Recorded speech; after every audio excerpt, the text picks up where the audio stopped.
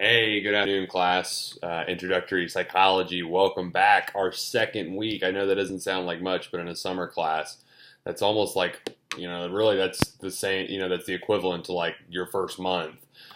So I know that, maybe we're coming off of the spring semester where things, hey, week two, hey, this, you know, that doesn't sound like much in the context of a 16-week course, but in an 8-week course, it feels like a lot more, at least maybe on my end. Because like I mentioned before, I'm a full-time student as well, and while I'm not taking classes right now, I am sort of doing things in preparation for my classes for next semester, and while also teaching. So I can empathize with many of you who feel like you've got a lot on your plate right now. So, anyways, welcome back.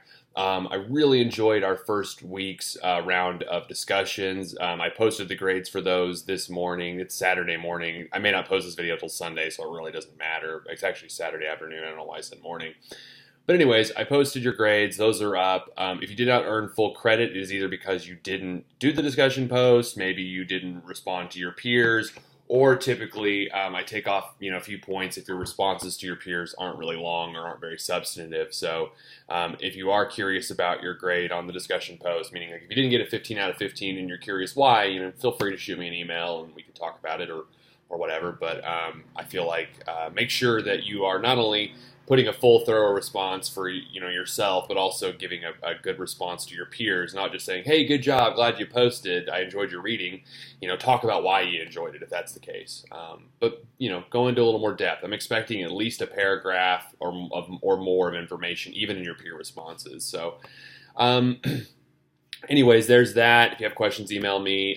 Just a heads up, response paper number 1 is due Sunday night at 11:59 p.m. So please make sure you have that taken care of. It's we have several of these. I think we have 4 of these throughout the semester.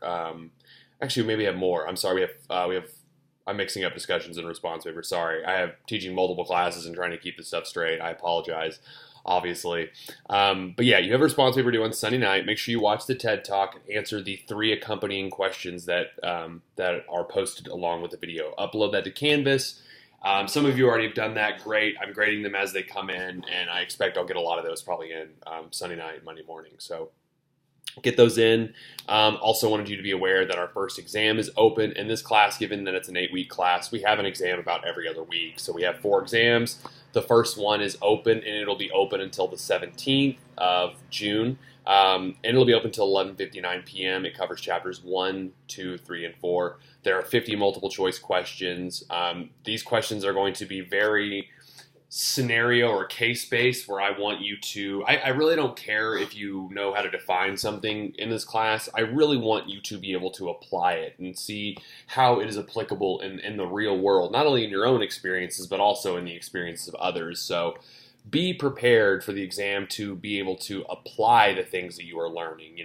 That is moving up in terms of like the hierarchy of what it means to like know and learn things, is being able to analyze, apply. And that's kind of where I want to get you at. Again, you can memorize and regurgitate definitions all day, and that's fine, but that's not what college is for. I really want you to be able to advance sort of your cognitive skills in that regard. So the exam will be open. Again, please make sure you take the exam on time and give yourself enough time. There is no time limit, but I would at least dedicate about 2 hours. Just set it aside to take the exam. That doesn't mean it's going to take you 2 hours, but it just means, okay, it could take you 2 hours. Maybe if you are slower at taking tests, which is totally fine. That means you're giving yourself some time, and you're not worrying yourself out.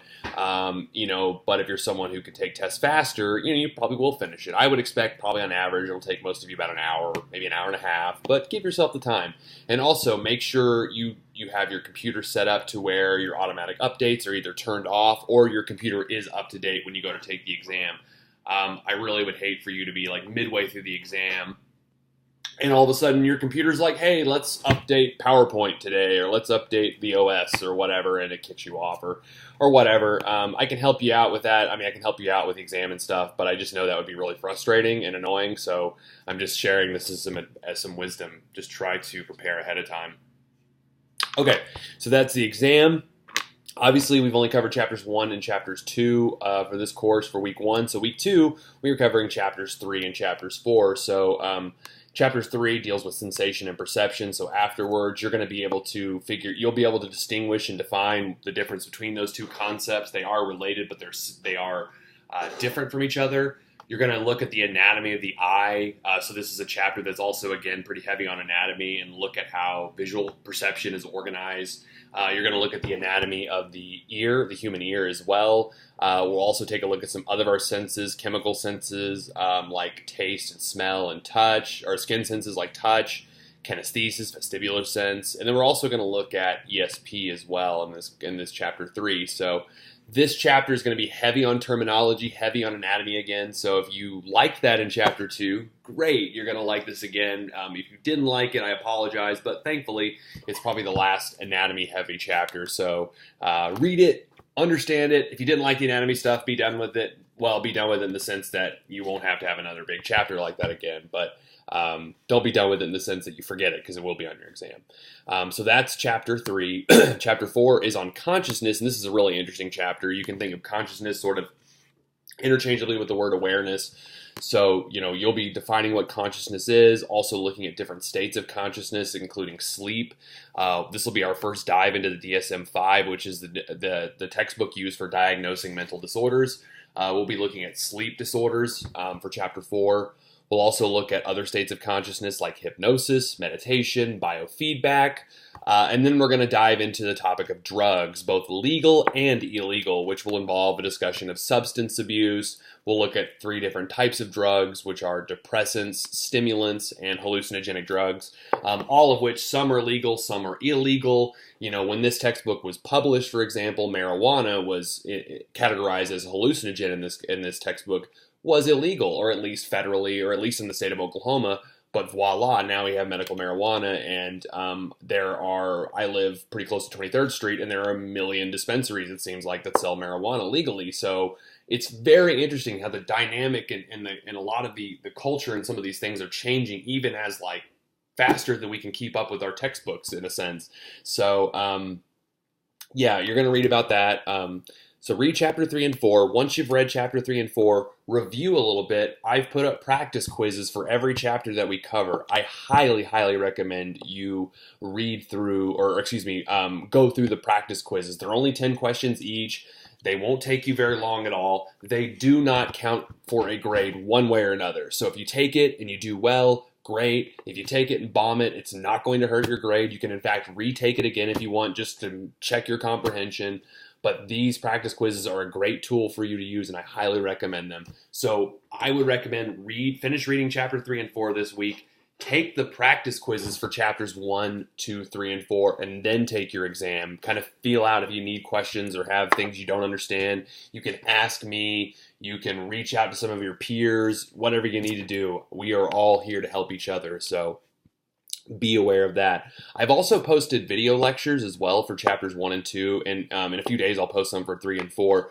But these are just me going over the PowerPoint like I would in my classroom, like I do in my in-class course.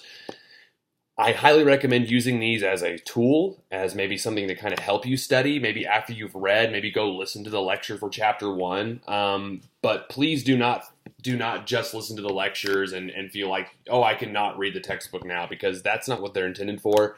I don't cover everything in great detail like the textbook will, so you are still responsible for the things that are in the textbook, regardless if I put the lectures up or not. I'm just kind of going through the PowerPoint and giving things context, so it's a supplement. Sometimes it's kind of nice to hear somebody else talk about these things, other than like when you're reading it and kind of thinking it to yourself, or verbalizing it to yourself out loud, or however you study. So keep in mind that's up there. By the time, also, one last thing I want to point out, by the time I by the time this video goes up live for you all, I'll also have our next response paper up, response paper 2. So be on the lookout for that. It'll be due the following Sunday. However, there will be no discussion this week. When we have exams, I'm going to try to keep things easy in terms of I'll assign a response paper, but I'm not going to assign a response paper and a discussion. So this week you will have a response paper, and your exam, of course, but don't worry about a discussion this week. So anyways, this is a little bit longer than I thought it would be for this video, but it's okay. If you have any questions at all, feel free to respond to this video. There'll be an option to respond below on Canvas. So if you have questions, or you can shoot me an email, whatever works for you. But turn your response paper 1 in if you haven't done so. Read chapters 3 and 4. When you're ready, take the exam number 1, but you need to take it by is it the 12th? Hold on, let me double check that. I need to double check and make sure I've given you the right dates. I think it's the 17th. Yeah, it's the 17th. My handwriting's really bad. Sorry, I looked down and I thought it said the 12th, and I almost freaked out because the 12th is a Wednesday. I would never assign it on a Wednesday. Sorry. It is the 17th. I have bad handwriting apparently. So take the exam by the 17th at 11:59 p.m. It will close promptly then. So if you're not done, it will close regardless if you're not done. So, and then check out the video and check out the response paper too. Summarize the video I post. Tell me what you found interesting, and then tell me something that relates to your own experience. And that'll be it for week number 2. I can't believe it. It's kind of like the first month down, really, in a normal class. So pat yourself on your back, give yourself a self-high five for making it this far, and I'll see you all for week number 3. All right, take care. Bye.